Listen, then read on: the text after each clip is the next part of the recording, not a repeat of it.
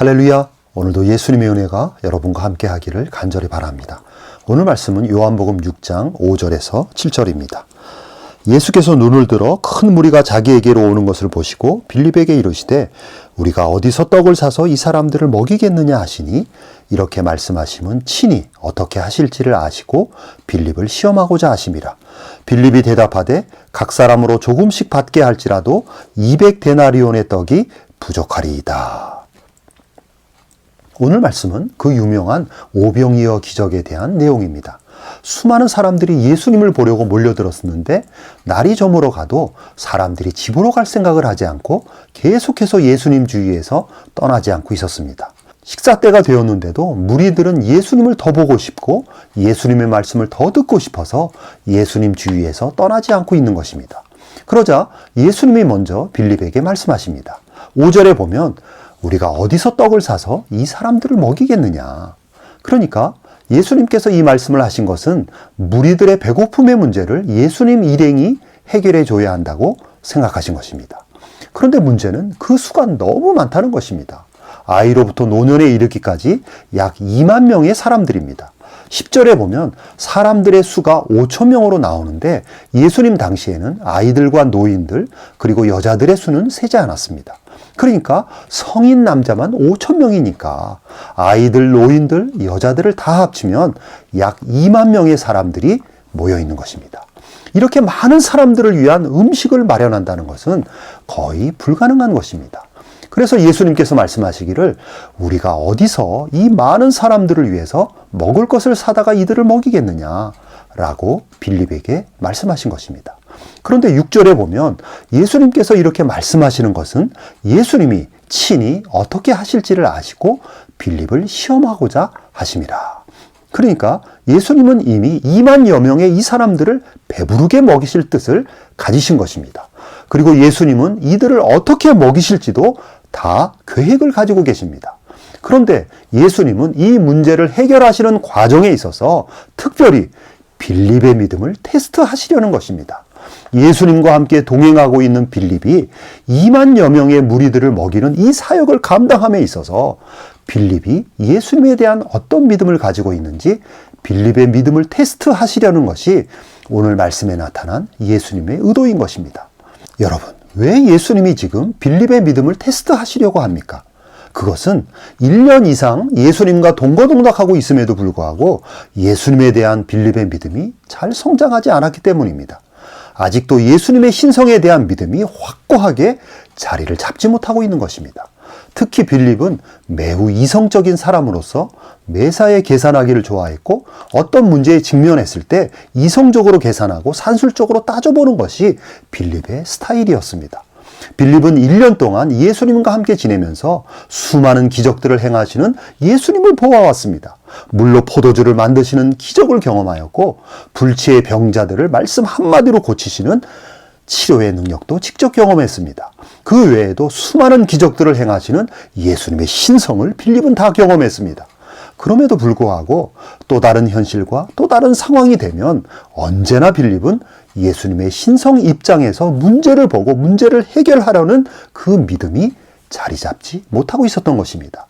신성의 예수님과 1년 동안 동거동락하고 있음에도 불구하고 빌립은 아직도 하나님이신 예수님을 깊이 인식하지 못하고 있는 것입니다.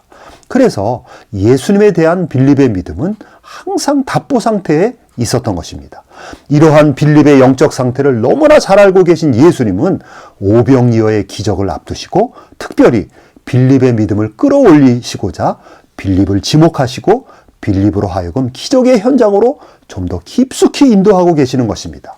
7절에 보면 빌립은 빌립답게 신속하고 정확하게 현실을 계산합니다.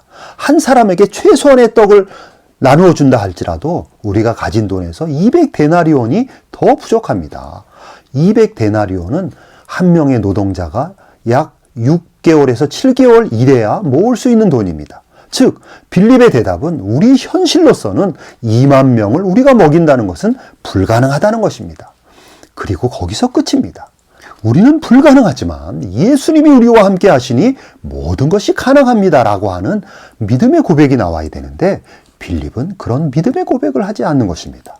여러분, 우리 역시 오랫동안 예수님을 믿어왔지만 빌립처럼 예수님의 관점에서 우리 인생을 바라보는 것에 대해서 우리의 믿음은 많이 부족하고 많이 연약합니다. 우리는 예수님이 나와 함께 하시기 때문에 예수님이시라면 모든 것이 가능하다고 하는 그런 믿음을 잘 갖지 못하는 것입니다. 우리 역시 빌립처럼 늘 이성적으로 계산하고 현실을 산술적으로 계산하기를 좋아합니다.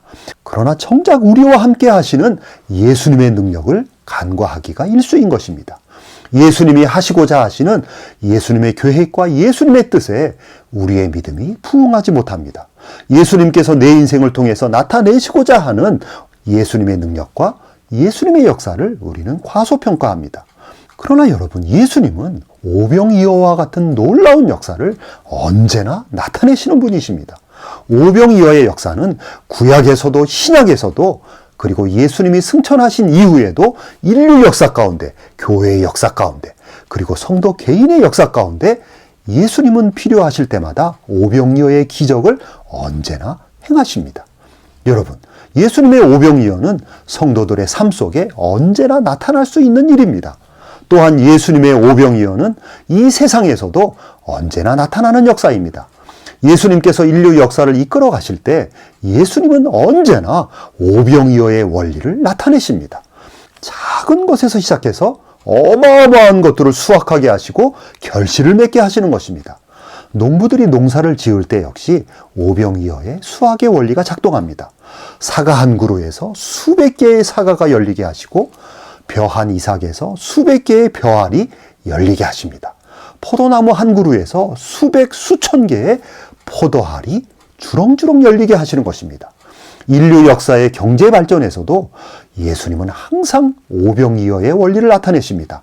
작은 회사가 큰 회사가 되게 하시고 그 큰 회사가 한 사회를 먹여 살리게 하시고 한 국가를 먹여 살리게 하시는 것입니다. 오늘날에도 지상의 하나님 나라에서의 예수님의 오병이어의 역사는 현재 진행형입니다. 그러므로 우리 성도들은 빌립처럼 눈에 보이는 산술적인 계산만 하고 있으면 안 됩니다. 예수님께서 내 인생을 통해서 어떻게 일하시는지 예수님에 대한 믿음이 열려 있어야 합니다. 우리 교회를 통해서 예수님께서 어떻게 일하시는지 예수님에 대한 믿음이 열려 있어야 합니다. 대한민국을 통해서 예수님께서 어떻게 일하시는지 예수님에 대한 믿음이 열려 있어야 하는 것입니다. 그러므로 2021년 저와 여러분은 대한민국과 우리 교회와 여러분의 사업과 여러분의 가정에서 예수님께서 어떻게 일하실지 예수님에 대한 믿음을 활짝 열어야 하는 것입니다. 바로 이러한 믿음 안에서 2021년 여러분에게도 오병이어의 역사가 나타나기를 간절히 바랍니다. 아멘.